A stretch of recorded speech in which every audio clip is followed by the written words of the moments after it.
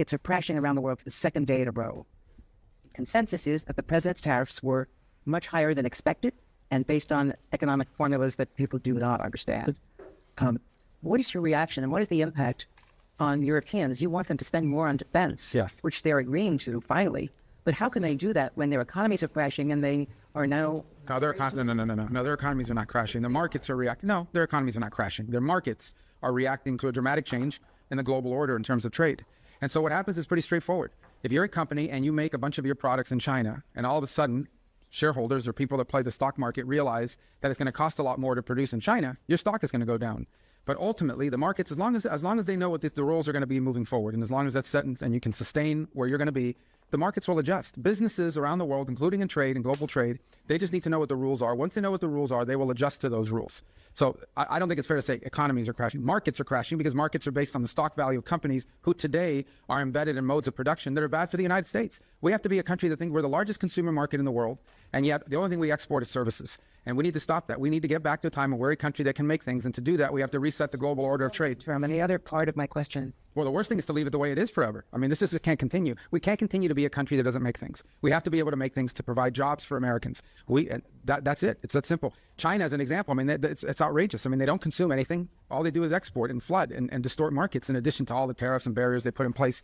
So the president rightly has concluded that the current status of global trade is bad for America and good for a bunch of other people, and he's going to reset it, and he's absolutely right to do it. About also the predictability of relationships with allies. Prime Minister of Greenland, the Prime Minister of Denmark, which at this point owns Greenland, so Denmark, a NATO ally, is saying that it's unacceptable that one country cannot annex another country. Well, no one's annexed anything. It's going to be up to Greenlanders. The Vice President made that clear. He's going to respect the self-determination of Greenlanders. So at some point, the Greenlanders have made clear that they want to be independent of Denmark. So that's Denmark should focus on the fact that the Greenlanders don't want to be a part of Denmark. That's what they should focus on. We didn't give them that idea. They've been talking about that for a long time. Whenever they make that decision, they'll make that decision. And then what we're not going to do is let China come in now and say, offer them a bunch of money and become, dependent on China. The president said he would not rule out using military force against Denmark, a NATO ally. No, he said he would not rule out. No. He said he would not rule out. He said, I'm not going to rule out anything if Greenland is encroached upon by a foreign power like a China or Russia or anybody else. But it doesn't matter because Greenlanders are going to make a decision. They're the ones that want to get away from Denmark. They're the ones that want to be independent. Not us. We didn't come up with that idea. They did. And if they make that decision, then the United States would stand ready, potentially, to step in and say, okay, we can create a partnership with you. We're not at that stage. But that's what the Vice President made clear last week in his visit there. His statement was very abundantly clear, that we will respect the self-determination of the people of Greenland. People of Greenland, and they're the ones that want to leave Denmark. That wasn't our idea. All right, well, second question here, Missy from Washington Post. Mr. Secretary, let's ask you about the Russia-Ukraine negotiations. Can you give us your close about the American assessment of the conditions that Russia put forward regarding the Black Sea ceasefire talks? And also the British and French foreign ministers said this morning that Putin was dragging his feet. Do you agree with that? Maybe, he might be. We don't know yet. We're going to find out fairly soon. I mean, look, here's what the president wanted to do. He wants to end this war, and he wanted to test it very early in his administration. Is it possible to end this war on terms that are acceptable, obviously, to both sides? Because you can't end a war unless both sides agree. And that's what we're in the process of finding out. We will know soon enough, in a matter of weeks, not months, whether Russia is serious about peace or not. I hope they are. It would be good for the world if that war ended. But obviously, we have to test that proposition. So we're working through that process. We had a visitor, Mr. Kirill, was here this week. Had a chance to sit down with him. He met with others. He'll take some messages back. And the message is the United States needs to know whether you're serious or not about peace. Ultimately, Putin will have to make that decision. The Russian Federation will have to make that decision. I think the Ukrainians have shown a willingness to enter, for example, into a complete ceasefire to create space for negotiation. At some point here fairly soon, not 6 months from now, the Russians and Putin will have to make a decision about whether they're serious for peace or not. And I hope they are serious. So it would be good for the world if that was. What is your assessment of the Russian conditions that are put forward? And also, Dmitriev said following his talks with Mr. Witkoff yesterday that the U.S. and Russia might resume direct flights as maybe a confidence-building measure. Do you support that? So that I haven't heard anything about direct flights. I can tell you, but I don't know who's going to fly, and I can tell these people are sanctioned. But I would just tell you that the thing I would point to you is this. We're going to wait and see. The Russians know our position in terms of wanting to end the war. And we will know from their answers very soon whether they are serious about proceeding with real peace or whether this is a delay tactic. It's a delay tactic. The president's not interested in that. If this is dragging things out, President Trump's not going to fall into the trap of endless negotiations about negotiations. We won't know soon enough whether or not Russia is serious about peace. If they are, that'll be great. Then we can move towards peace. If they're not, then we'll have to reevaluate where we stand and what we do moving forward about it. But we'll be in no different a position than we are today, or we were when he took office. He wanted to know early in his administration, is peace possible? We're testing to see if the Russians are interested in peace. Their actions, not their words, their actions will determine whether they're serious or not. And we intend to find that out sooner rather than later. And what about their conditions? Which conditions? They put forward additional conditions after at the Black Sea. Yeah, so again, I mean, this is part of the back and forth of these sorts of things. I had phone calls with foreign leaders, and then I read the readout, and it's like, oh, we said, no, you never, they came, they said something to me they never said. I guess it's part of the game in this place or whatever. But look, bottom line is, to me, at the end of the day, what's going to matter here is whether we're going to move towards peace or not. If the peace is real, we will know soon enough. If they're not interested in peace, we will know soon enough. And we'll make decisions on the basis, I hope they are real. There are some promising signs, there are some troubling signs. It's not going to be easy. No one ever said this would be easy. But we're going to find out sooner rather than later. And let's just say I'm hopeful. I remain hopeful. I need to be hopeful that peace is possible and that the Russians are serious about peace. We want them to be serious about peace. And hopefully they are. But we'll know sooner rather than later. Daphne Reuters. Hi. Sorry, I'm back here. Your last name's Reuters? Oh, that's pretty cool. Go ahead. On the 5% defense spending target, have you received pushback to this idea while you've been here this week? And you mentioned yesterday up to 5% was your language. What do you mean by up to 5%? Well, I said up to a path up, getting up to 5% at some point. I'm not saying overnight, but to get to that point. We think that's what NATO allies need to be spending for NATO to face the threats that itself has identified and articulated. Here's the good news. The good news is everyone generally, with a couple exceptions, are spending more on defense today than they were 3, 4, 5 years ago. That's positive. That trend needs to continue. So the trend lines are good, but they need to continue. But this is not about spending, okay? It's not about money necessarily. This is about capability. In order for NATO to be stronger, it needs partners that are stronger. Okay, the United States commits a lot to NATO and continues to. We are as involved in NATO today as we have ever been, and we intend to continue to be. But it has to be a real alliance, and that means that our alliance partners have to increase their own capabilities. So hopefully 2 things have led to that. The first is the war in Ukraine, I think, has woken up a lot of people on the continent about real threats and real wars. And the other is, I think, the pressure and the statements of President Trump that have been pretty consistent about increasing their spending. So this whole trajectory of more defense spending began, I believe, back in 2017, 2018, under President Trump's first term. We want that trend to continue. And we're hoping when the leaders meet in The Hague that there'll be further and firmer commitments in that direction. I think it's beneficial to the alliance. The stronger our partners in NATO are, the more capable our partners in NATO are, the stronger NATO is. And everybody should be in favor of that. And sorry, just to follow up, so will you try and get the official target as 5% rather than 2%? And will the U.S. commit to 5%? Sure, we're heading there now. We're going to have to spend more on national security because we have a global footprint. And that's the point that I think has been made and missed in a lot of places. Okay, the United States has Indo-Pacific alliance obligations as well that we've made. We are currently involved in opening up the Red Sea so that global shipping for everyone, including our European partners, can become possible again. We're engaged in counter-drug and counter-gang interdictions in the Western Hemisphere. There's obviously all sorts of issues going on in different parts of the world, including we're concerned about a resurgence of terrorist cells, whether it's in Africa or in the Middle East. So the U.S. has these global obligations, and we have China that's undergoing the largest, most expansive peacetime military expansion in history. So we need to confront all of these things, and we're engaged in all of those things. So we're going to have to increase the spending in our country.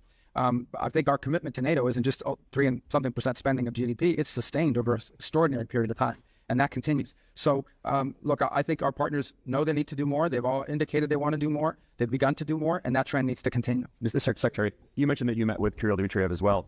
In order to stop them from dragging their feet and dragging this on, is there anything that you said, perhaps not threats, but is there anything that you said you wanted to see concretely from the Russian side in order to peace? We want to see peace. Specifics in terms of getting to this ceasefire first and then the negotiations. I mean, peace means you stop shooting at each other. I mean, it's as simplistic as that. Now, obviously, look, there are all kinds of conditions for a final peace, and you have to work with both sides. And I said from the beginning, the only way a war ends in a negotiated settlement. If it's not an unconditional surrender, then it is both sides make concessions. We're not going to prejudge what those concessions are because those concessions will depend on what Ukraine will accept and Russia will accept. But we have to make concrete steps towards peace. What we're not interested in, and I'm not accusing them of this, I'm just telling you what we're not interested in is negotiations about negotiations. That we're not going to continue this forever. So none of it was threatening. I think it was more an explanation of this is our timeline, and at some point it'll be clear whether you want peace or you don't want peace. And that time is coming. It's pretty short. At the same time, as we now have seen, members of Congress have begun to file bills to increase sanctions. So there is going to be growing pressure from Capitol Hill to impose sanctions that we're not going to be able to stop if in fact we're not making progress towards peace. All these factors have been explained in the nicest way possible. Hopefully they'll take that message back to Moscow, and it'll make clear that we need to begin to see real progress, or we'll have to conclude that they're not interested in peace. But let's hope they are, because I think it'll be better for everyone. Are more talks planned?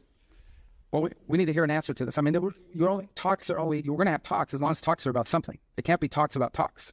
At the end, I think initially it was important to talk because we hadn't talked to them in a long time. But now we've reached the stage where we need to make progress. And if we're not making progress towards peace, that we have a set of factors that we have to take into account. But hopefully we are going to make progress towards peace. I remain optimistic that we can. It'll be hard. It'll be difficult, but I'm optimistic that It's actually that the Myanmar earthquake, we normally in these kind of events, you would have up to 200 Americans with sniffer dogs, special equipment, experts in their field, saving lives on ground. This has not happened because of the dismantling of US. all that and the fact that it's run by a military junta that doesn't like us. So it's hard for us to move around. Why I say it's these events are always non-political. They moved into Syria, for example, in the Turkey-Syria earthquake. It's the Kanak. So we're not the government of the world. No, we will provide humanitarian assistance just like everybody else does, and we will do it the best we can. But we also have other needs we have to balance that against. We're not walking away from humanitarian assistance. But again, I go back to a lot of other rich countries in the world. They should all be pitching in. We're going to do our part. We already have people there. We'll have more people there. We'll help as much as we can. It's not the easiest place to work. Okay, they have a military junta that doesn't like us, doesn't necessarily allow us to operate in that country the way we wanted to. That would have impeded our response no matter what. That said, we are willing to continue to help in the humanitarian crisis. Other countries need to do so as well. China's a very rich country. India's a rich country. There are a lot of other countries in the world that everyone should pitch in. I don't think it's fair to assume that the United States needs to continue to share the burden 60, 70% of humanitarian aid around the world. We will be in the business of humanitarian aid, but we have other priorities as well that are national interest priorities of the United States, and we're going to align all those to be properly balanced. You're going to just to itself out. I mean, all of the experts in this for several reasons. It's not because of the politics of Myanmar, but it's because of the dismantling of the USA and you simply couldn't deploy. Yeah, I don't listen. These so-called, these are not real experts. These are so-called experts. These are people that are part of that NGO industrial complex. No, these are people that make millions and hundreds of millions of dollars in these NGOs all over the world that stand up and they get flooded with U.S. taxpayer money. And then we have to spend $100 million to get $10 million to people. We're not doing that anymore. Okay, we have stopped. We are no longer going to spend $100 million to get $10 million to recipients. We're not going to fund these global NGOs all over the world that are living off of this. We're not doing it. We are prepared to help and work with governments and appropriate NGOs on the ground that are delivering assistance. We will be there and we will be helpful. There are a lot of other rich countries. They should also pitch in and help. And some of them are and some of them are not. But we are going to do our part. We're going to continue to do our part. But it's going to be balanced with all of the other interests we have as a country. We are not a nation. We are the richest country in the world, but our resources are not unlimited. They are not unlimited. And we have a massive national debt, and we have many other priorities as well. And it's time to recalibrate all of that. So we'll be there. We'll be helpful as much as we can. We've got other things we have to take care of as well, but we care deeply about what's happened there. So we have a cooperative government. Secretary, the Middle East was part of your discussion here in NATO, especially that you find support from members toward your policy or airstrikes and Houthis and your maximum pressure policy toward Iran. Yeah, I mean, on the Houthis, everybody wants to get their ships through the Red Sea. We're the only ones doing anything about it, but everyone wants to, get their ships through there. As I said, we've done the world a great favor by taking on this band of criminals who have, unfortunately, sophisticated weaponry that they can use to, they've attacked, 150, 160 merchant vessels. 174 times they've attacked the United States Navy. So I think the world should be grateful to the United States for being involved in this and doing this. Everyone thanks us for it. I understand these nations have limited capabilities despite being very rich countries. Nobody else could project power there and do this. But that said, we think that mission is going to bear fruit, and it's necessary. We can't have a band of criminals controlling that. In the case of Iran, I don't know of any country in the world that's excited about Iran ever having a nuclear weapons capability. Some are more forceful about it than others.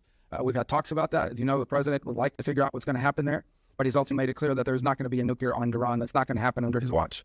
Mr. Secretary, what's your message to foreign citizens who may be afraid to come to the United States because they're concerned about potentially being detained over some minor administrative error because they might have something on their phone like criticism of the president or the Israel-Gaza conflict, No. and they don't want to come into the United States? No, first of all, those people that have their phones looked at and so forth, and I'll refer you to the CBP that goes through their processes, but generally it's people that have been flagged coming in for a reason. I would say that if you're not coming to the United States to join a Hamas protest or to come here and tell us about how right Hamas is, or to tell us about, stir up conflict on our campuses and create riots in our street and vandalize our universities, then you have nothing to worry about. But thousands of people coming to the U.S. every single day to conduct business, to travel, to do all sorts of visit relatives. It happens every day. It's very commonplace, and nobody has a problem. I mean, if you're coming here to create problems, you're probably going to have a problem, and I think that's a good thing. If you're coming here to create problems, not here, in the United States, you're probably going to have a problem. Yeah, but we're not going to continue to be stupid enough to let people into our country who are coming here to tear things up. Not going to happen. Mr. Secretary, have the Russians done anything concrete to make you encouraged that they are truly interested in peace? When you talk about timeline, I know you're not going to give a specific timeline, but are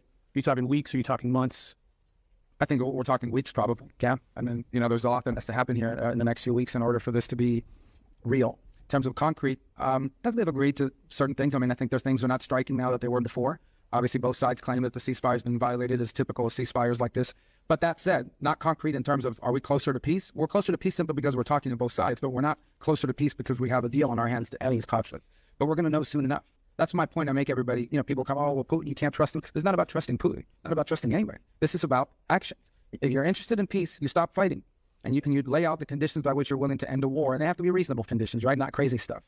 If you're interested in peace, that's what you do. If you're not interested in peace, then you sort of drag it out and you come up with excuses and you pull, and we know that, and we're not going to get pulled into that. But let's hope it doesn't come to that. Let's hope it, let's be optimistic that that's not the direction we're going. We're prepared if it is, but let's hope that we're not heading in the direction of this is just a delay tactic. It's like more than we wrap up. Don't you guys want to home the ones that Tell them, still allies here and of Ukraine, they believe that Russia is actually preparing for not to launch another campaign, to submit the campaign effort. As the winter season ends, do you have any reason to doubt that? that they're going to do what I'm saying? The Russia side are preparing to start another military campaign. Well, then we'll know they're not interested in peace. And at this very moment, they're targeting energy sites related to reaction to Targeting what I'm saying? energy sites in Ukraine. Well, again, I get that means they're violating the ceasefire. That's not a good sign, but I think that would tell you this, that ultimately this is a war right now. Things are going to be blowing up in Ukraine and inside of Russia because there's still a war going on. That's what we're trying to end. Okay, if we have a true ceasefire, which is what we wanted, a complete ceasefire, nothing should be blowing up. But the Russians didn't agree to that. They wanted a partial. And then obviously when you get into these partials, it's one of the reasons why we push for a partial. We'll take it because it's better than nothing. But one of the reasons why we didn't push for a partial, because there's always disputes about what are you hitting and what you're not hitting. But in the end, this is still a war, and we want it to stop. The fact that religious sites are being hit, or energy sites are being hit, or civilian sites are being hit, that's why war is a bad thing. And that's why the president wants to end it. As far as them conducting another campaign, well, then that'll be a very clear sign. Right? If all of a sudden we wake up tomorrow and the Russians are launching a massive offensive, then I think that's a pretty clear sign they're not interested in peace. That hasn't happened yet. Let's hope it doesn't happen. We want to know whether they want to do peace or not. And if they do, then there's a way there, and we're willing to help. If they're not, then it's good to know early so we can adjust our policies accordingly.